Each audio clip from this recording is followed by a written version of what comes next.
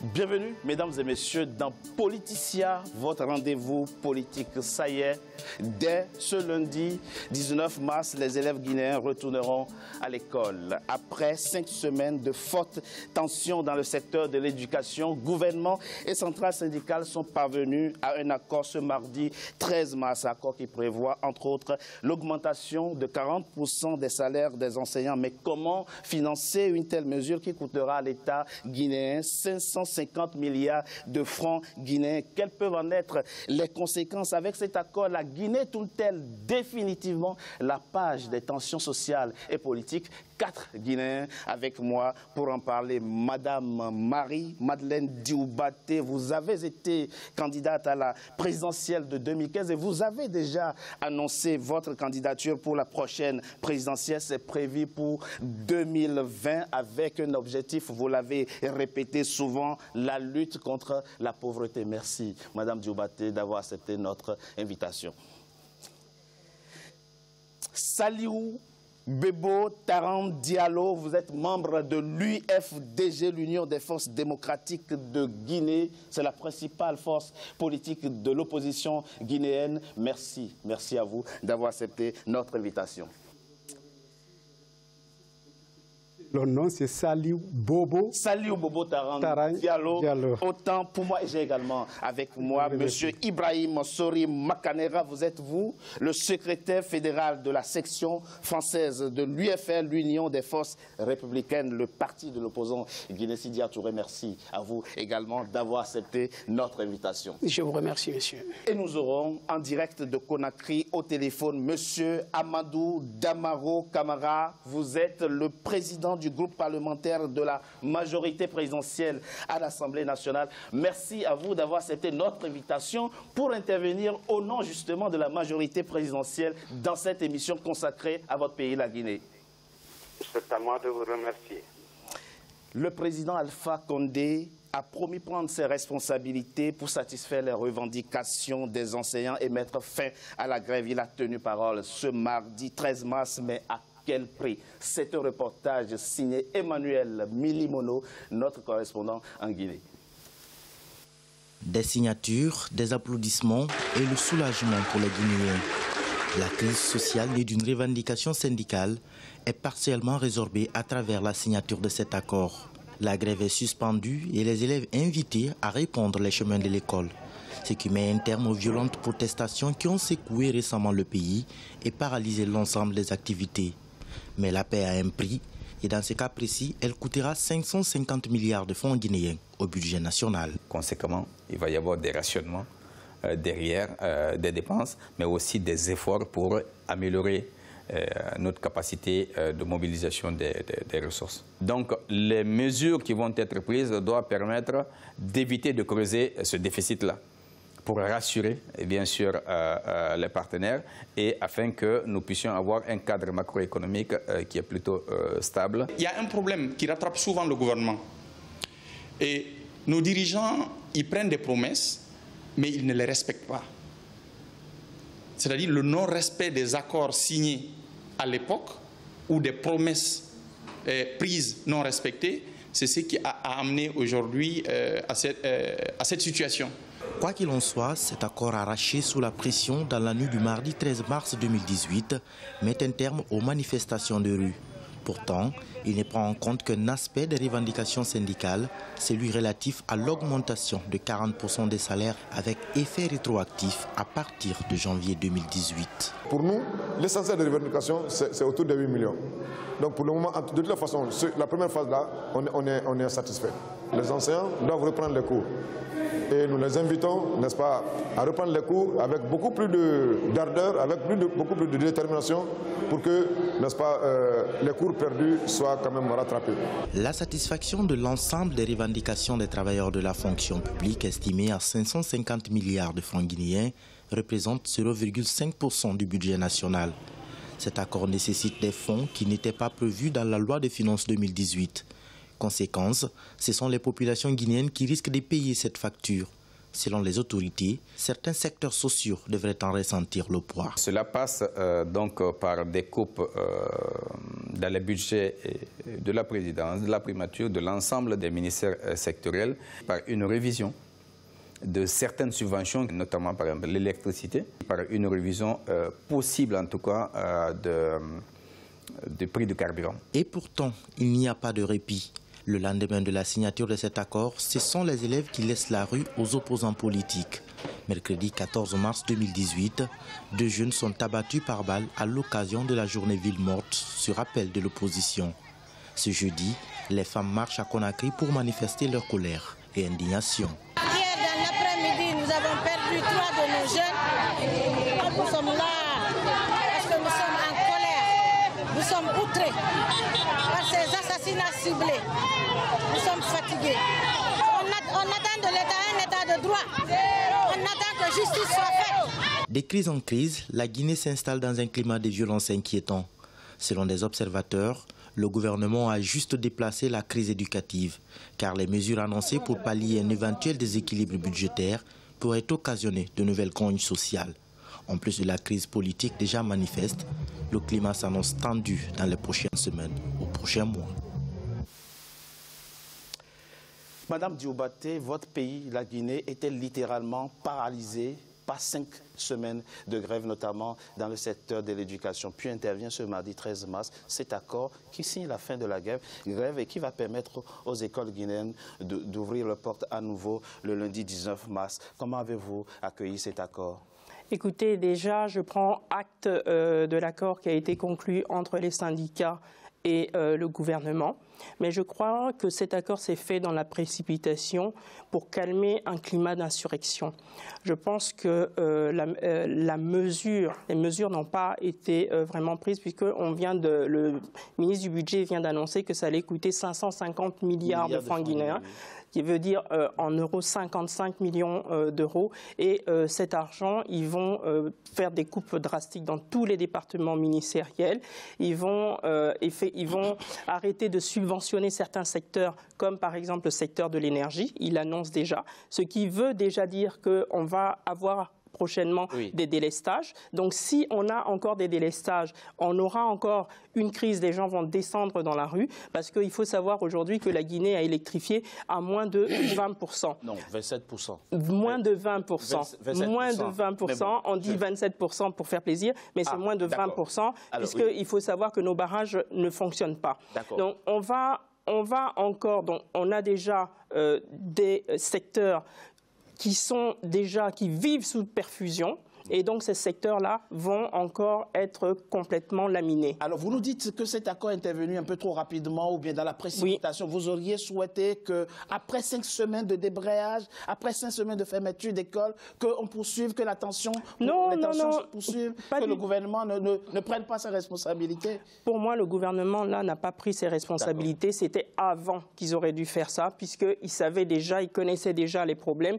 Et je maintiens qu'ils ont pris des mesures dans la précipitation pour éviter ce climat d'insurrection parce qu'on était au bord de l'insurrection populaire. Nous avons au téléphone, en direct de Conakry, M. Amadou Damaro Camara. Je l'ai dit, il est le président du groupe parlementaire de la majorité présidentielle. M. Damaro Camara, que répondez-vous à Mme Dioubaté? Vous l'avez suivi, j'imagine? Non, malheureusement... Alors, Mme Dioubaté estime que cet accord qui est intervenu ce mardi 13 mars est un accord qui est intervenu dans la précipitation et qu'au fond, vous n'avez rien prévu, que c'est intervenu sans aucune anticipation. D'ailleurs, vous annoncez des coupes budgétaires dans d'autres secteurs, ce qui laisse présager de nouvelles crises, de nouvelles tensions dans votre pays. Que lui répondez-vous, M. Damaro Camara? Oui, j'ai beaucoup de respect et d'admiration pour Mme Dioubaté. Elle est en train de parler déjà à une ancienne candidate et à une future candidate. Je le lui concède. Le problème est qu'un budget est d'abord une prévision, un budget est un plan. Nous sommes un pays pauvre qui ne peut même pas faire face à ses besoins, à plus forte raison à ses désirs. Quand on doit arriver à payer de manière supplémentaire, surtout beaucoup plus tôt que prévu, 45 millions d'euros, 50 même millions d'euros, cela nécessite un réaménagement tout au moins du budget pour faire face à l'immédiat et envisager naturellement des coupes dans les secteurs. Oui, mais monsieur Camara, on pourrait aussi vous demander pourquoi avoir attendu 5 semaines avant de satisfaire les revendications, monsieur Damaro Camara. Oui, mais dès le lendemain, on ne s'assoit pas. On est d'abord en accord avec le Fonds monétaire, en programme plutôt avec le Fonds monétaire. On ne se réveille pas le matin parce qu'un monsieur a dit « allez-y dans la rue, vous n'allez pas en classe pour pouvoir aménager le budget ». Nous avons des partenaires budgétaires, nous avons des partenaires au développement, nous avons des appuis budgétaires. Il fallait bien organiser toutes ces consultations avant de dire voilà ce que nous pouvons faire. Ce que madame dit que ça a été fait dans la précipitation, malheureusement, ça n'a pas été, heureusement, ça n'a pas été fait dans la précipitation parce qu'il y avait des préalables à remplir pour ne pas justement dire voilà ce que nous pouvons alors que nous ne pouvons pas.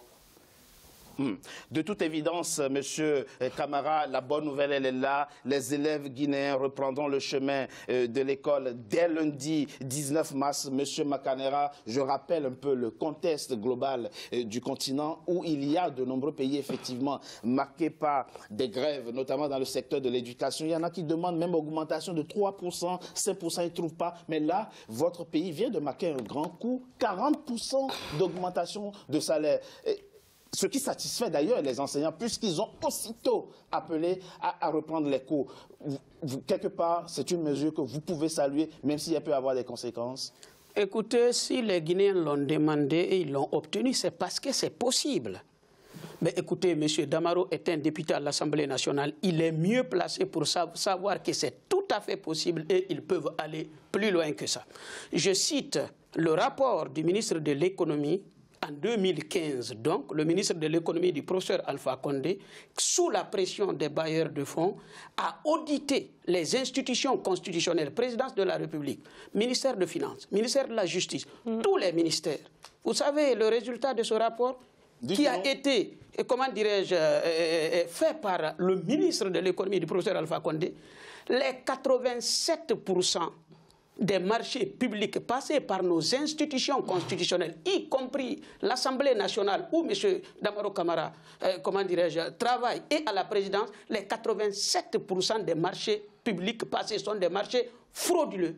Donc, la fraude est la marque de fabrique de ce régime. Deuxièmement, Damaro dit que, M. Damaro Camara dit qu'on ne peut pas satisfaire comment dirais, les fonctionnaires parce que ça coûterait 50 millions de dollars. Mais qu'ils nous expliquent ce qu'ils appellent ici, ça c'est pris, c'est tiré dans le budget 2018. Oui. Ensemble non ventilé, qui coûte plus de 200 millions de dollars. Vous savez ce qu'on appelle en Guinée ensemble non ventilé?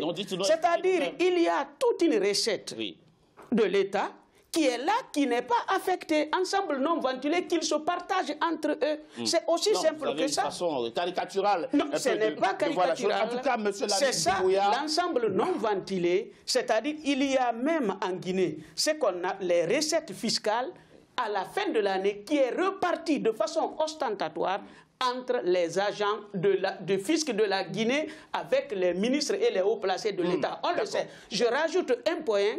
Que M. Damaro Camara nous dise, qui répondent, où sont passés les 700 millions de dollars que Rio Tinto a payé à la Guinée, que ni les députés, personne n'a vu la trace, ni au budget, ni ailleurs. 700 millions de dollars.